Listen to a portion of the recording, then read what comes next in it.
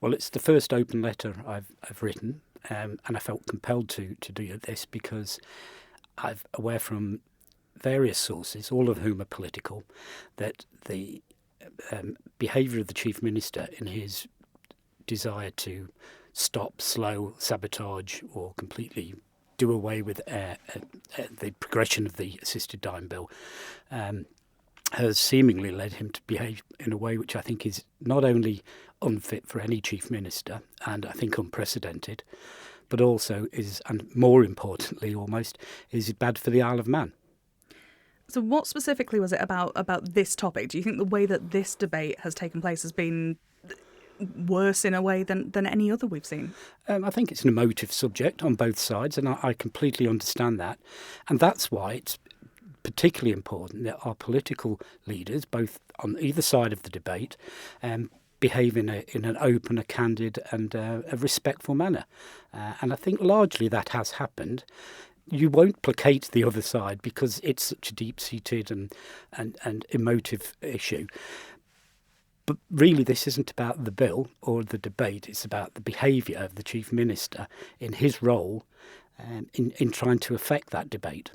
You've highlighted some of the words he used in the debate at the start of May. Were you surprised to hear him speak that way? Yes, I was horrified, frankly. And I know I'm not alone. Lots of people in the chamber were horrified to hear him speaking and demeaning the Isle of Man, belittling the Parliament, belittling them as members.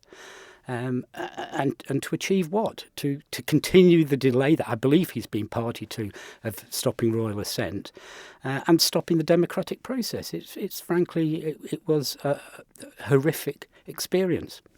Why is it that you've waited until now to raise this with him?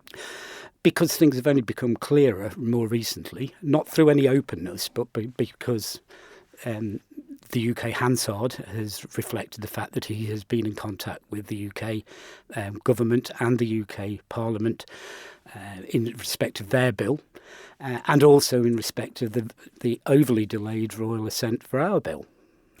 Now, we contacted the Chief Minister quite recently about that correspondence. I suspect we might have some of the same sources as yourself in terms of the way he approached them, whether he approached them as himself or as Chief Minister.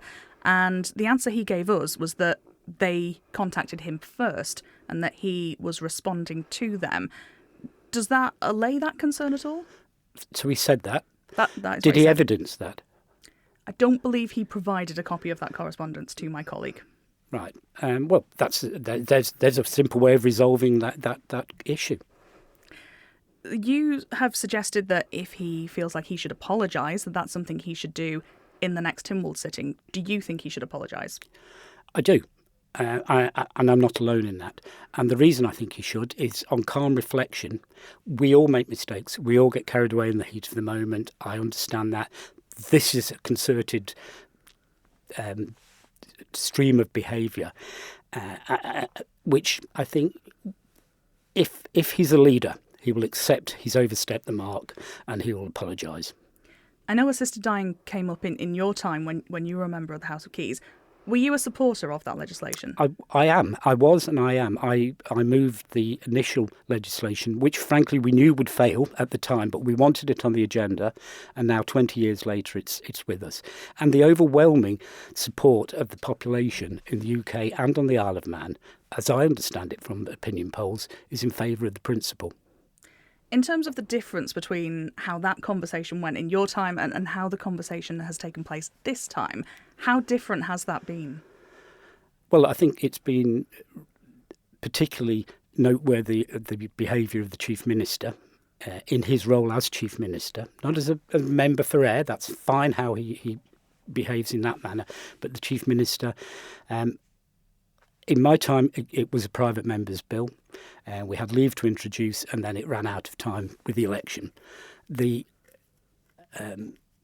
process this time around has very much been, I think, allowed to become more emotive and more shrill, and that's a bad thing for the Isle of Man. And my point about the Isle of Man is very much for the last 60 years, the Isle of Man has moved away from being a colony and towards our own autonomy and our own self-respect, and allowing the UK, who monitor our activities, to see us behaving in this manner by our elected leader can do nothing for our reputation and our standing with the UK, which is an important relationship.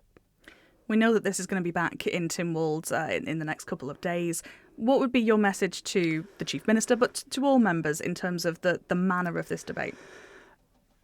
If, as I suspect, and others suspect, the Chief Minister's behaviour is the cause of this particular conversation, then he can stop that. And I think he would gain respect. People say, if I've offended people, if I've behaved in a way which perhaps is wrong, then I'll apologise. I hope he will do that. There are other mechanisms available to unearth the truth of the claim that you've cited earlier, but it doesn't need to reach that. This is the end of this administration. Let's not have this as a legacy hanging over it from this Chief Minister. Thank you for making it to the end of the Manx Radio Newscast. You are obviously someone with exquisite taste. May I politely suggest you might want to subscribe to this and a wide range of Manx Radio podcasts at your favourite podcast provider, so our best bits will magically appear on your smartphone. Thank you.